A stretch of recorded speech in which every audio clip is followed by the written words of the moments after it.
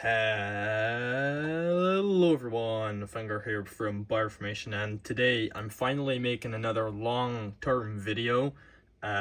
It's been a while, so I don't know if I still got it, but what I do still have is building Lego dinosaurs, brick-built dinosaurs, and today we have the long-awaited Stegosaurus, something I've been wanting to build for, oh god, a year now, and I've never been able to pull it off. And today I just sat down and decided I'm just gonna build this thing, and it took me 2 tries, so we're gonna just review this boy.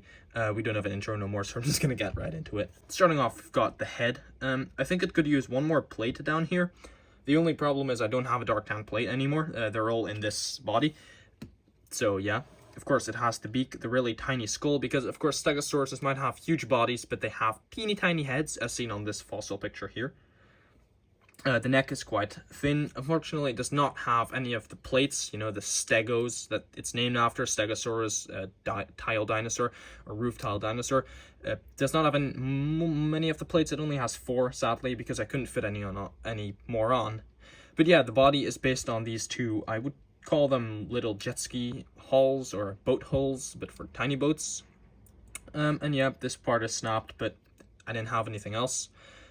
And after that, I just started building up and outwards and did some crazy snot techniques here in the back. I'm just going to take off the tail because it's a bit fragile. And yeah, I just finished it. And the idea for the spikes was, how the hell am I going to build these into the body? Well, I came up with an idea. Jumper plates, excuse me. Jumper plates. I've not been building with Lego for a while. So basically what I did is I made a pattern of jumpers. There we go. And I grabbed a plate, a 1x plate, and just started building on the plates of the Stegosaur. And I used these from the Dominion polybag and these from Lego Ninjago Tournament of Elements that I still had. I have a bunch of those in a Condor vehicle, so I've ripped them apart years ago, and I still had the pieces, so I've used them. There's of course tan, which is a bit unsun, but it works out with the tail, so yeah.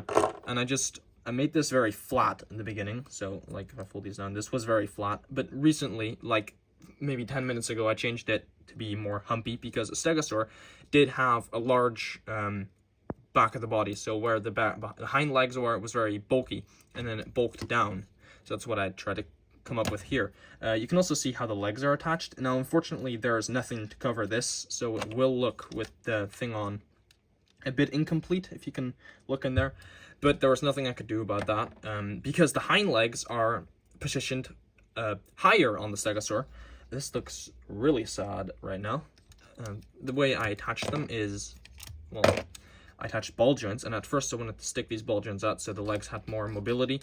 But if you look at real Lego dinosaurs, like the molded ones, they also can't move their legs side to side. And I don't think it would have looked very good, because there would have been gaps. And then this one is the same technique, only this one was able to be covered up because this one is lower, this one is higher.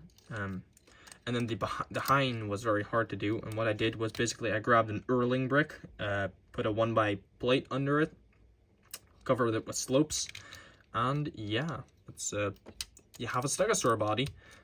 I don't know if you're able to tell from this video how to build it. If you want a build tutorial, do not count on it. I said I might do one on my Spinosaur like a year ago, and I still haven't done it, even though people have asked for tutorials. I'm sorry, I'm not good at tutorials. I don't have digital instructions, so it's hard. I wanted to do this with ball joints, like the tail at first, but that would make the head too awkward, and the head was a lot of trial and error. Like, I think it looks quite good. I would love for these to be 1x plates in dark tan, but you know, and I would love for this little burnt orange part to be not burnt orange, and the eyes, maybe the eyes are actually pretty good. I quite like the eyes, but I think I nailed the head shape.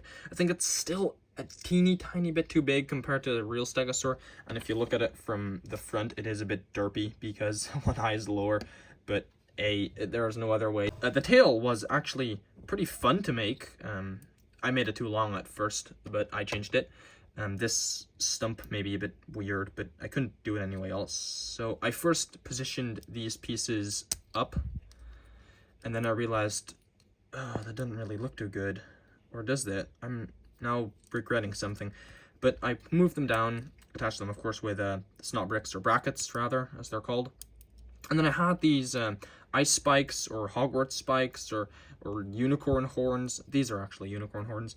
And I thought these are perfect for the Stegosaur. So first I thought of doing it with the tan version, but then I realized I have them in white. The only problem is this one brick is not white because I couldn't find another one in white. But yeah, this really represents the actual Stegosaur spike tail that it actually has, the spike club. And with that attached, we actually have a pretty damn good looking Stegosaur, if you ask me. If you have a better version of this, send it to me. Join the Discord. I'll probably drop a link below if I remember. And you can share it with me. If you really like this build, why not subscribe for more Lego? Look back at the old dinosaurs playlist, which will be linked in the description. And I'll see you guys in the next video. Good.